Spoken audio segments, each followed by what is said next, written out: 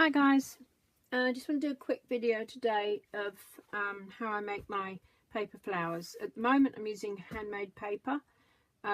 All these are made from handmade paper, so we've got some that are punches and some that I've used dies for. So this is just a plain normal circle punch, and I've just cut down it to make kind of petal shapes. This is a scallop punch. These here are Stampin' Up punches. Both of those is two different sizes there. Then we got these are Stampin' Up punches again, and they're just I think just a few layers, about 4 layers put together. And then the edges are inked. Again, this is another one, Stampin' Up punch. That one I've used a pony bead in the middle, a melted pony bead in the middle, which is like this. So they're just normal pony beads melted in the oven. This is that's the Tim Holtz, yeah, Tattered Florals die, and so those ones from that, and this one as well. They're all from that. So that's two different size dies from the two different size die cuts from the one Tattered Floral dies, and that's the smallest of the dies within the set. And that is a Stampin' Up punch, that one there. This is using handmade paper, and then I've used mulberry paper with it as well in the middle, and then a smaller die in the center there.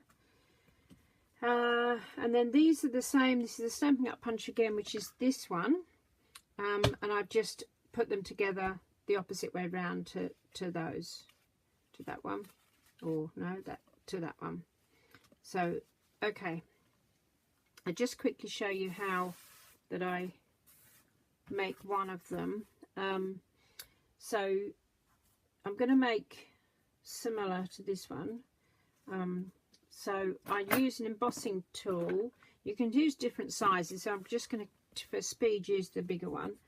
So I'm working on the back of the shape, and I'm just kind of pushing out the fibres a bit, just stretching the fibres a bit. So then to make that flower, I think I've used 5. So then I turn the shapes over and just use the embossing tool in the centre just to push them up slightly. So we do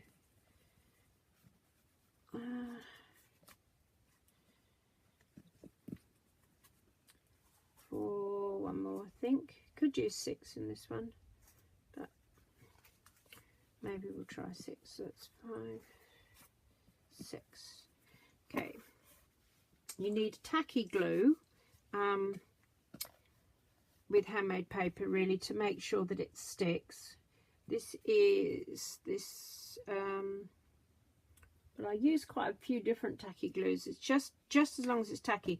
You can use just a normal PVA, but it's better with a tacky glue. It'll probably still dry. It will probably set eventually, but it just takes that bit longer. Oops. And then what I do, I put a dab of glue in the center, and then place the petal on top, and then I'm just pushing it down firmly with that. And you do need to leave this to dry for a little while, probably about an hour or something, to dry properly all the way through, because the glue tends to soak into the handmade paper. There are loads of different ways to use handmade paper to make, and different flower techniques, and there's so many on YouTube. But very quick, simple way. This is just a very quick, simple way of making a flower. Oops, that would be the right thing to pick up. And then I think in this one here, I've actually used a smaller punch as well, this one. But I think with this one I'm not going to. I'm just going to use the bigger one. And then I'm using these crystals. They are from Hobbycraft, and they're just from their basic range. So I'm just going to place that in the center. And there you have quite a quick flower. That probably looks like I'm not quite in the center there. Okay, the crystals I'm using, you can get them on really big sheets like this, and they are, I think, £1.50 I paid for a whole sheet, so they're quite reasonable. I do have some handmade paper listed in my Etsy shop, so I will leave the link below.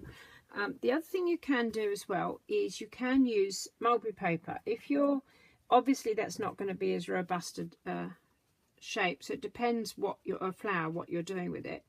But what I tend to do is I tend to fold over so that it's quite thick. I think there's 8 layers there, and then punch, and then it's easy to punch them out. And you can just that all I've done there is literally just put the whole wodge together. They're not glued yet, as you can see. Put the whole wodge together, and I've just gone round with the ball tool until they've all come up. So that's, you can glue them first if you want to do it that way.